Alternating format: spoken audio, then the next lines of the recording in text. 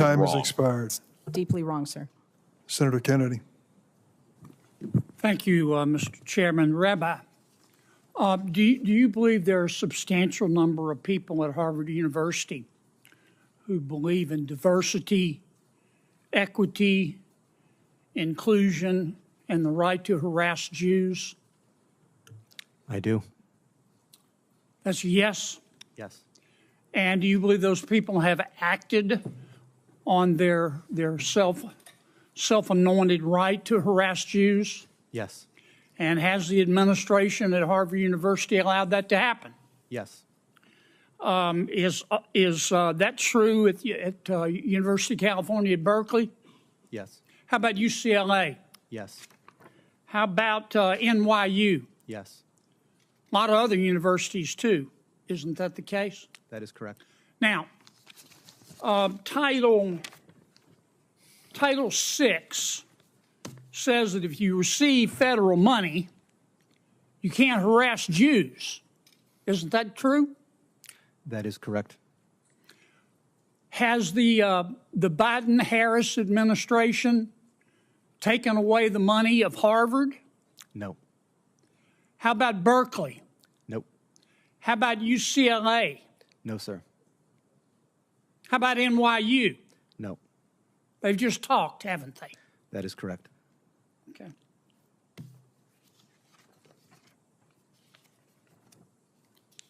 Do you think this condoned behavior at these universities, this condoned belief at these universities, and let me state it again, they believe in diversity, equity, inclusion, and the right to harass Jews? That's what they believe. What you do is what you believe. Everything else is just cottage cheese. Do you think that is consistent with their mission as universities? Absolutely not.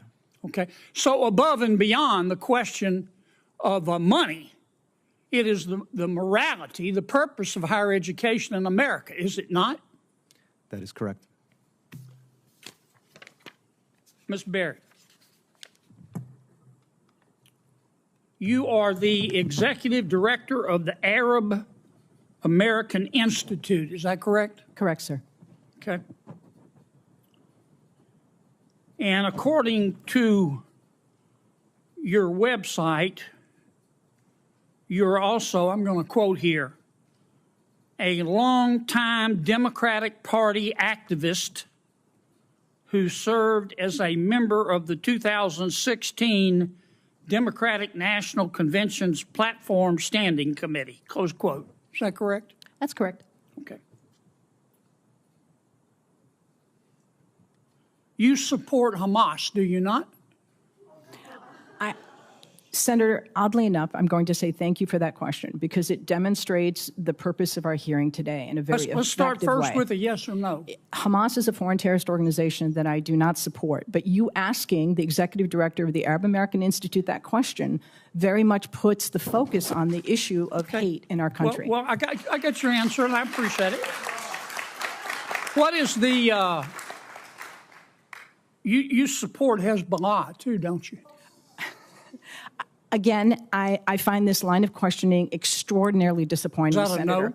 That Or you a have yes? you have Arab American constituents that you represent in your great state. Yes, ma'am, I understand that, but my time's limited, and I apologize. But is that a yes or a no? Yes or no question to do I support Hezbollah? The answer is I don't support violence, whether it's Hezbollah, Hamas, or any other entity that invokes it. You can't so bring no, yourself sir. to say no, can you? No, I can say no. I can say yes. But what you I haven't. can say is You just your can't line make of yourself do questioning. it. Do you Senator, support or oppose Iran and their hatred of Jews? Again, I'm going to emphasize Iran, Hezbollah, Hamas, none of them is going to this you discussion. You can't bring yourself to say no, can Sir, you? I don't support. It's real simple. Excuse me. I'm going to, Ian, if I may, as a Muslim woman, sir, I'm going to tell you I do not support Iran. But what I will tell you is that this conversation. I'm running out of time. I'm sorry. You called our decision to cut funding. You called our decision to cut fund. Well, first, what's the United Nations Relief and Works Agency?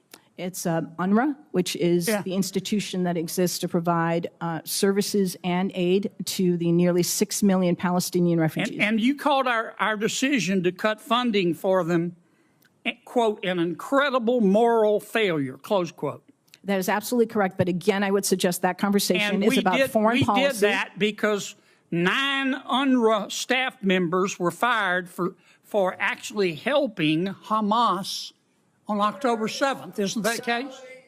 I don't believe that that's correct in terms Let of... me ask you one more time. You support Hamas, don't you? You Sir. support UNRWA and Hamas, don't you? Sir, Please. I think it's exceptionally disappointing that you're looking at an Arab American witness before you and saying you support Hamas. You know what's disappointing to me? I do not support you can't Hamas. Bring yourself I do to not say support Hamas You don't or support UNRWA. You don't support Hamas. You don't. I was very clear in my support for UNRWA. Hezbollah, and you don't I support Iran. oppose- You should hide your head in a bag. Your time has expired. Please, Ms. Berry, I'm going to allow you to respond to any one or all of those questions at this point. Senator Durbin, thank you very much for holding this hearing and for elevating the issue of hate crime. It's regrettable that as I sit here, have experienced the very issue that we're attempting to deal with today. The introduction of foreign policy is not how we keep Arab Americans or Jewish Americans or Muslim Americans or black people or Asian Americans, anybody safe. This has been regrettably a real disappointment, but very much an indication of the danger to our democratic institutions that we're in now. And I deeply regret that, and I do hope that my testimony today has been helpful to understanding the need to respond to hate.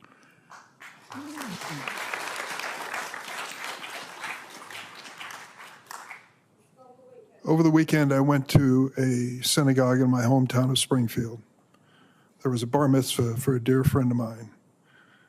I couldn't help but notice the security guards that were posted for this bar mitzvah. In addition, I went to a meeting where a dear friend of mine, a Jewish friend of mine in Chicago, she's been my friend and worked for me for 40 years, was almost in tears over the antisemitism that she has witnessed. She was wearing a Star of David around her neck. And she said, I do that because I won't give up. I won't give up. I thought about it for this hearing, but I also thought about Wadia, a 6-year-old boy. I have a 5-year-old granddaughter. I love her like life itself. I cannot imagine this poor little boy answering the door and losing his life because he's Palestinian. My God, we can't say those things that I've just said in the same sentence without some people saying, oh, you've just chosen sides. I'm not choosing sides here except for the side of, I hope, common decency and democracy. We've got to have this conversation. We've got to do it in a civilized manner. I regret some of the things that were said today at this hearing. But we are a free nation, and that's what happens in a democracy. As sad and as disquieting as it may be, that is part of it.